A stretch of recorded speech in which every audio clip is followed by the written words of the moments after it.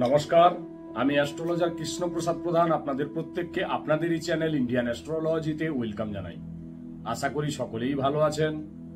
আজকে আলোচনা করব 2024 সালের 1 মে দেবগুরু বৃহস্পতির যে গোচর পরিবর্তন হচ্ছে, অর্থাৎ মেষ রাশি থেকে বৃষ রাশিতে গমন করছেন, তার ফলে বৃশ্চিক রাশির জাতক জাতিকারা কি ফল পাবেন এই নিয়ে কিন্তু বিস্তারিত আলোচনা করব।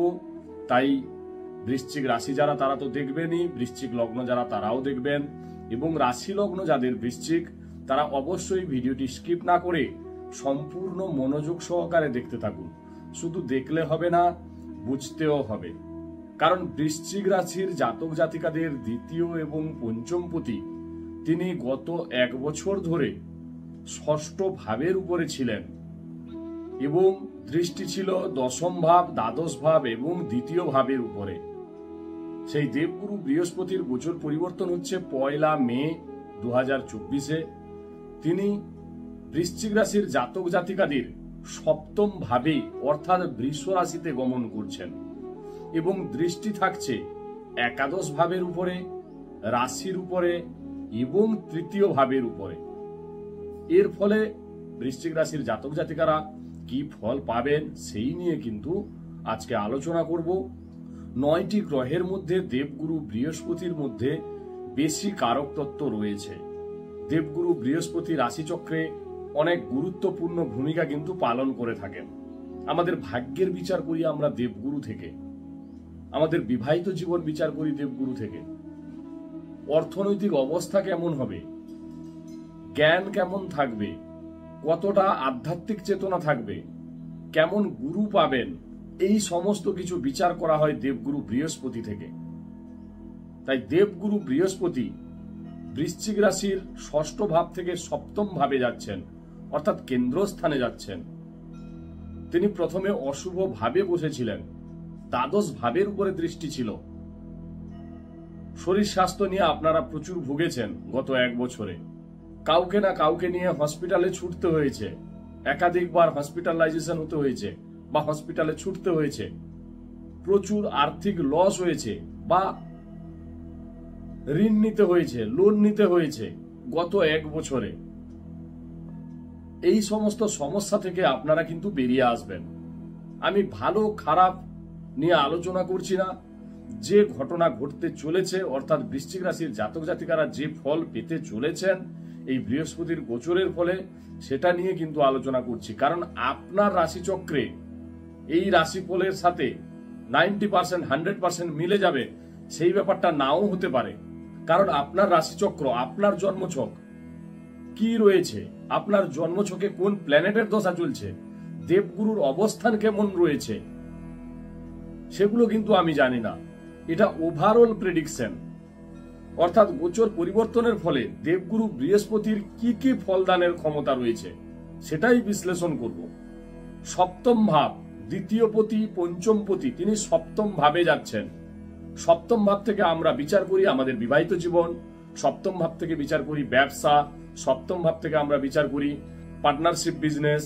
তাই সপ্তম ভাবের উপরে যেহেতু দেবগুরু বৃহস্পতি গেছেন, ব্যবসায় আপনাদের আর্থিক ডেভেলপমেন্ট বা উন্নতি হবে, ডেইলি ইনকাম বৃদ্ধি পাবে, যেহেতু পঞ্চম পতি তিনি সপ্তমে গেছেন।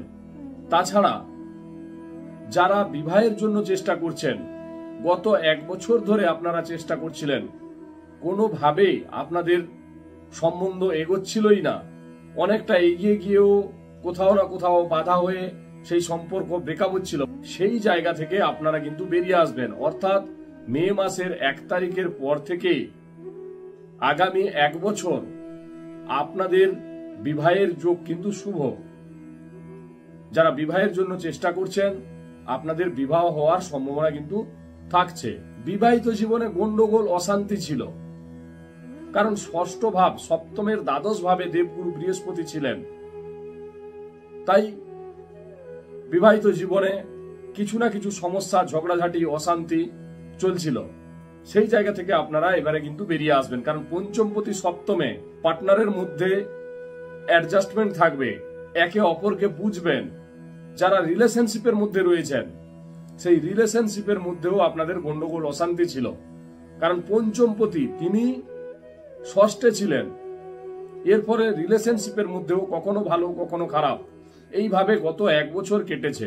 এবারে আপনাদের প্রেমজ রিলেশনের জায়গাটাও কিন্তু ঠিক হচ্ছে। তাই দ্বিতীয় পতি, পঞ্চমপতি, সপ্তম ভাবে প্রেম বিবাহে পরিণত হওয়ার সম্ভাবনা রয়েছে।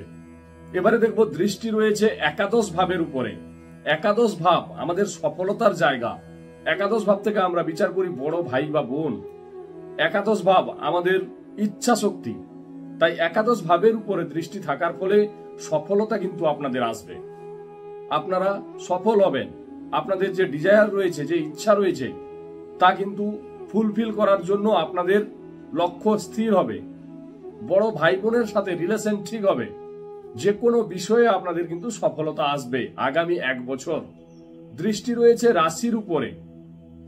যেহেতু রাশির উপরে দৃষ্টি রয়েছে, চন্দ্র আমাদের মনকে নিয়ন্ত্রণ করেন।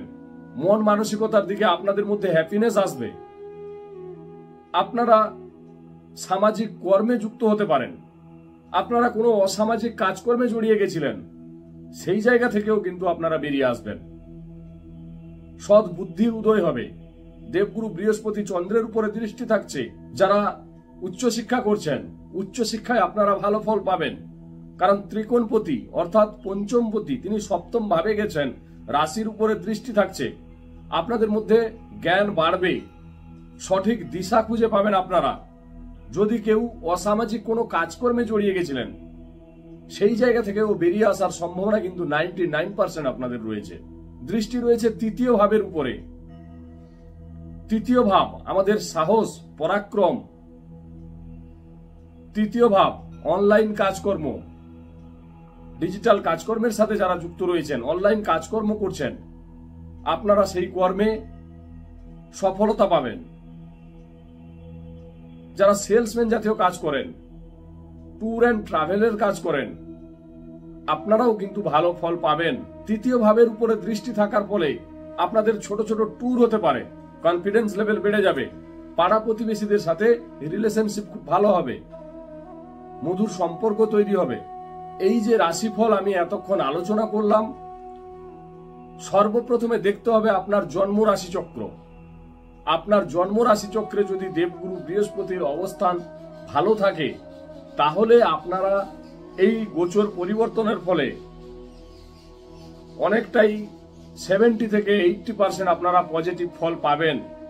যদি দেবগুরুর অবস্থান খারাপ থাকে, অশুভ জায়গায় থেকে থাকে, অশুভ নক্ষত্রে থাকে, তাহলে কিন্তু এই ফল থেকে আপনারা অনেকটাই বঞ্চিত হবেন। এবং একটা জিনিস মাথায় রাখতে হবে, দেবগুরু বৃহস্পতি সপ্তম ভাবে গমন করলেও দেবগুরু কিন্তু শত্রু ক্ষেত্রে থাকবেন। শুক্রের অবস্থান যদি অশুভ থাকে বা দেবগুরুর অবস্থান অশুভ থাকে, তাহলে আপনারা কিন্তু কাউকে অন্ধ বিশ্বাস করবেন না, ধোঁকা হতে পারে আপনাদের সাথে।